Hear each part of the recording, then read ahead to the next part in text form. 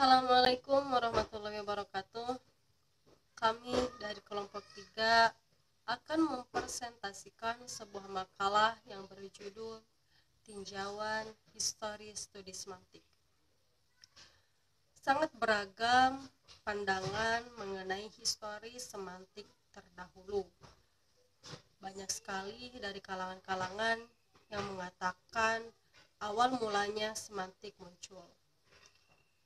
Oleh karena itu, kami hanya mengambil 3 kalangan. Yang pertama dari pandangan filosofi, yang kedua dari pandangan ulama Arab, yang ketiga dari pandangan ulama Barat. Oleh karena itu, untuk lebih jelasnya, mari kita simak penjelasan dari rekan-rekan saya mengenai materi tersebut. Kepada pemateri pertama, saya persilakan. Baik, kami di sini dari kelompok 3 ingin mempresentasikan tentang tinjauan histori semantik. Sebagaimana yang kita ketahui bahwa semantik itu adalah ilmu yang mempelajari tentang makna. Tinjauan histori semantik di sini juga terbagi menjadi 3, yaitu ada yang menurut pendapat ulama filosofi, yang kedua menurut ulama Arab, dan yang ketiga menurut ulama Barat. Saya sendiri di sini akan menjelaskan tentang tinjauan histori semantik menurut ulama filosofi. Yang pertama itu ada Aristoteles. Aristoteles merupakan filosof Yunani kuno. Dia sudah menggunakan istilah makna untuk mendefinisikan suatu kata. Menurutnya, kata adalah satuan terkecil yang memiliki makna. Menurut pendapat Aristoteles, makna ini terbagi menjadi 2. Yang pertama, ada makna yang hadir dari kata itu sendiri secara otonom, dan yang kedua, yaitu makna yang hadir akibat adanya proses gramatikal. Ilmuwan filosofi yang kedua yaitu ada Plato. Plato mengungkapkan bahwa bunyi-bunyi bahasa secara implisit mengandung makna.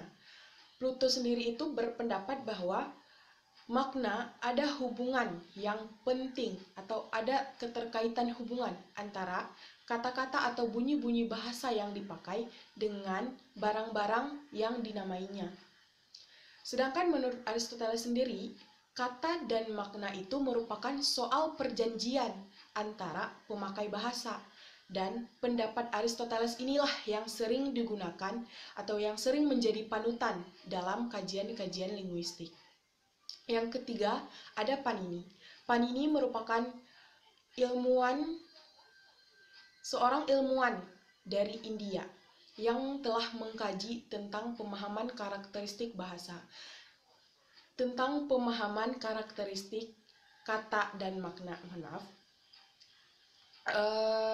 yang dimana dia menemukan permasalahan-permasalahan pada saat pembahasan tentang karakteristik kata dan makna tersebut. Yang pertama itu ada tentang perkembangan bahasa, yaitu khususnya mengenai adanya hubungan antara proses bunyi dan makna. Dan yang kedua itu adalah hubungan antara kata dan makna, di mana kata dan makna itu mempunyai hubungan yang sangat erat, mempunyai keterkaitan yang sangat erat yang tidak dapat dipisahkan. Dan yang ketiga itu ada macam-macam makna yang didasarkan pada bentuk-bentuk kata di dalamnya. Contohnya misalnya kata yang menunjukkan kepada hal umum atau menyeluruh, contohnya kata rojulun, atau kata yang menunjukkan pada keadaan atau kondisi, contohnya kata jaa. Nah, yang terakhir ini ada Christian Reisig. Christian Reisig berpendapat pada tahun 1825 dari kebangsaan Jerman. Dia mengungkapkan bahwa ada 3 unsur khusus dalam grammar. Yang pertama itu adalah semasiologi, yaitu ilmu yang mempelajari tentang tanda. Yang kedua itu ada sintaksis, yaitu ilmu yang mempelajari tentang struktur kalimat atau yang mempelajari tentang kalimat.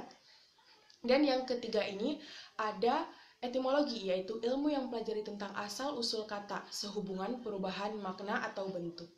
Nah, mungkin itulah tinjauan histori semantik menurut ulama filosofi yang dapat saya sampaikan. Sekian dan terima kasih.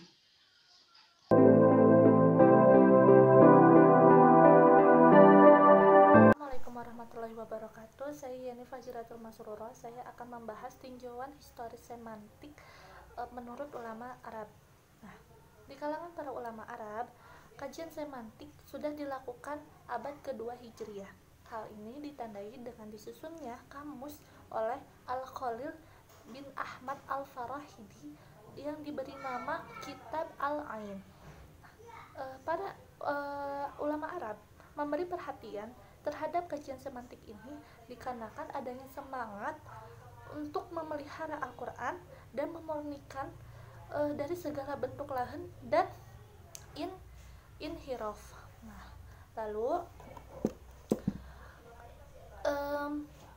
ada beberapa ulama Arab yang memberi pendapat mengenai kajian semantik, diantaranya Ibnu Jini. Ibnu Jini menyatakan bahwa bahasa merupakan rangkaian-rangkaian bunyi-bunyi yang diujarkan oleh setiap bangsa untuk mengutarakan maksudnya.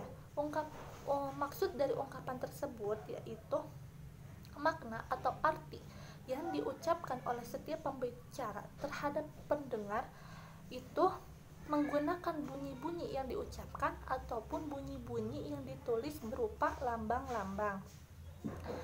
Lalu pada awal perkembangan gramatika bahasa Arab, para ulama ahli kufar itu pernah mengomentari pernyataan Sibawayh yang menyatakan bahwa segi makna atau arti itu menduduki prioritas utama daripada bunyi. Nah, ada beberapa ahli-ahli bahasa lain pun sama menaruh perhatian terhadap kajian makna tersebut, diantaranya Ibnu Faris yang menyusun kamus tentang makna khusus dan makna umum. Lalu ada Al-Zamakhsyari yang menyusun kamus azaz atau gaya tentang perbedaan makna konotatif dan makna denotatif. Lalu yang ketiga yaitu ada Ibnu Jini yang menganalisis kemungkinan sejumlah kata yang mempunyai akar kata yang sama, mempunyai substansi makna yang agak atau hampir sama, diantaranya yaitu kalama, lakama, malaka, lamaka, malaka. Nah, arti-arti lafaz atau makna lafaz-lafaz tersebut itu masing-masing memiliki unsur makna kekuatan atau kekerasan. Nah, sekian penjelasan dari saya mengenai tinjauan historis dari segi ulama Arab. Selanjutnya, pembahasan selanjutnya akan dibahas oleh pemateri ketiga.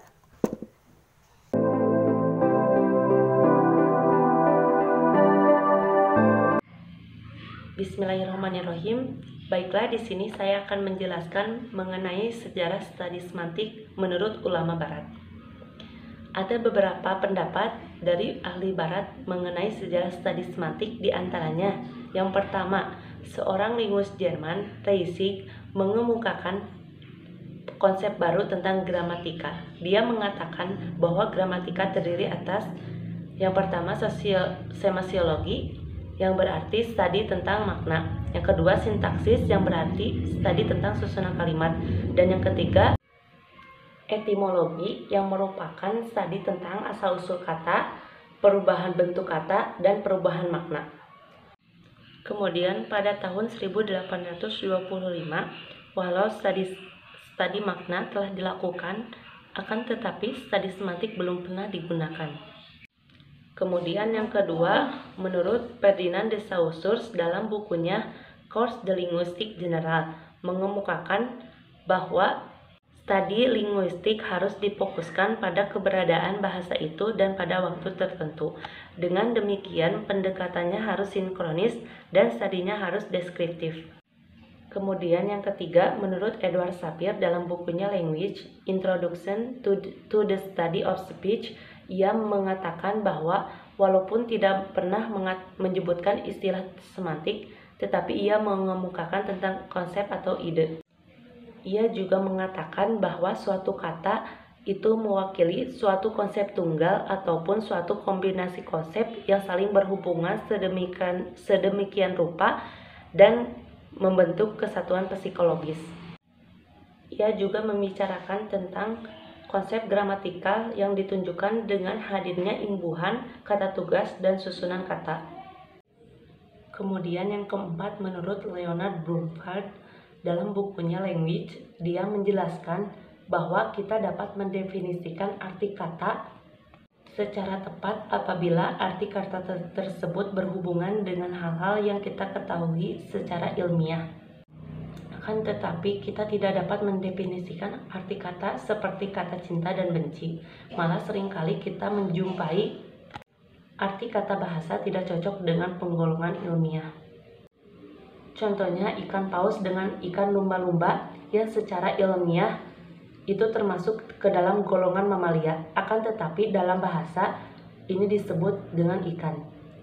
Disinilah letak kelemahan pelajaran bahasa. Arti sering didefinisikan beberapa saja. Menurut Leonard Bloomfield juga mengatakan bahwa di dalam kamus sering terjadi ketidakjelasan dalam memaknai suatu kata atau sering terjadi sirkumlikasi, yang berarti penjelasan arti kata yang dilakukan secara berputar-putar. Contohnya, kata kucing diartikan sebagai binatang yang rupanya seperti harimau kecil, sedangkan harimau diartikan sebagai binatang buas yang rupanya seperti kucing besar. Jika kucing adalah harimau kecil dan harimau adalah kucing besar, maka apa itu kucing dan apa itu harimau masih belum jelaskan. Baiklah, sekian yang dapat saya sampaikan. Selanjutnya akan dijelaskan oleh Teritni. Terima kasih.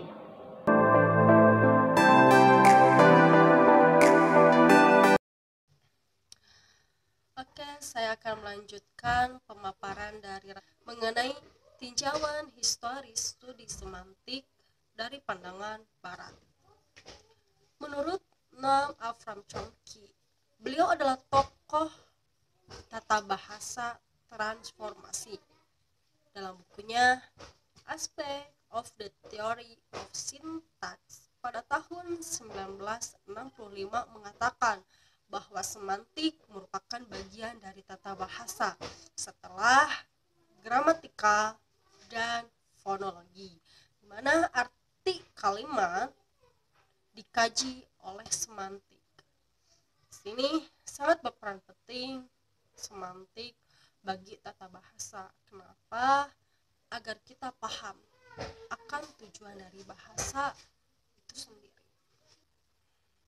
Sedangkan menurut Charles Hackett dalam bukunya A Course in Modern Linguistics pada tahun 1959 menjelaskan bahwa bahasa merupakan suatu sistem yang kompleks dari kebiasaan-kebiasaan, yang mana sistem ini terdiri dari 5 subsistem.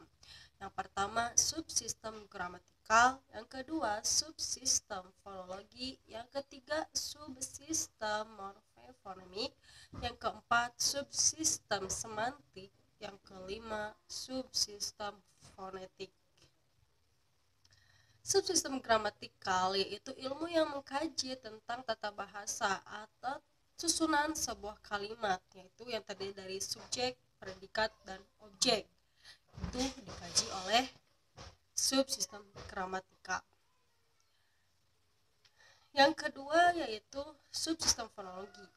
Ini adalah ilmu yang membahas tentang bunyi bahasa, bagaimana pelafalannya, bagaimana cara melafalkan yang baik dan benar, dikaji oleh ilmu ini. Setelah gramatikal atau susunan suatu kalimat jadi, nah di sini baru bunyinya akan dilafalkan dengan baik dan benar.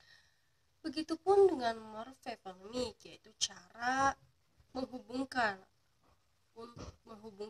gramatikal. Begitupun cara morfofonemik. Begitupun dengan subsistem morfofonemik, yaitu cara menghubungkan antara gramatikal dan fonologi saja. Yang keempat yaitu subsistem semantik. Seperti halnya Noam Chomsky. Menurut Charles Hackett, semantik begitu penting juga mengenai karena apa? Semantik adalah ilmu yang mengkaji tentang makna. Kita hanya bisa memahami bahasa yang diutarakan itu dengan jelas jika kita paham akan makna itu sendiri. Semua ini berkaitan dengan benda, kehidupan, apapun di dunia ini. Kalau tidak ada makna, maka kita akan kesulitan apa yang diutarakan, apa yang dimaksudnya. Maka disinilah hadir semantik untuk memahami, mempermudah apa yang dimaksud seseorang ketika ingin menyampaikan sesuatu kepada kita. Seperti itu. Adapun fonetik yaitu sedangkan fonetik yaitu deretan morfem yang diubah menjadi gelombang bunyi. Ini pun bersifat seperti semantik. Materi ini saya mengambil dari Tajuddin.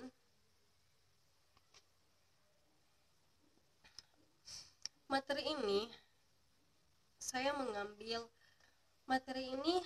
mengutip dari dua referensi, yaitu dari Profesor Dr. Tajuddin Nur, M. Hum dalam bukunya Semantik Bahasa Arab. Bisa dilihat di halaman 18 dan 19. Dan buku lainnya yaitu dari Dr. Andes Aminuddin, MPD dalam bukunya Semantik. Bisa dilihat dari halaman 15 sampai 17. Dan referensi lainnya dari jurnal-jurnal. Kalau untuk jurnal bisa dilihat atau bisa mencari sendiri. Mungkin sekian pemaparan dari kelompok kami mengenai tinjauan histori studi semantik dari beberapa kalangan. Dapat disimpulkan bahwa semantik sangat berperan penting bagi kehidupan dunia. Kiranya ini masih banyak kekurangan. Saya harapkan kritik dan saran di kolom komentar di bawah ini. Saya ucapkan banyak terima kasih kepada yang hendak memperhatikan dan mohon maaf atas segala kesalahan dan kekurangan. Karena apa? Kami manusia tidak luput dari salah dan khilaf, karena kebenaran hanyalah milik Allah Subhanahu wa taala. Billahi taufiq wal hidayah.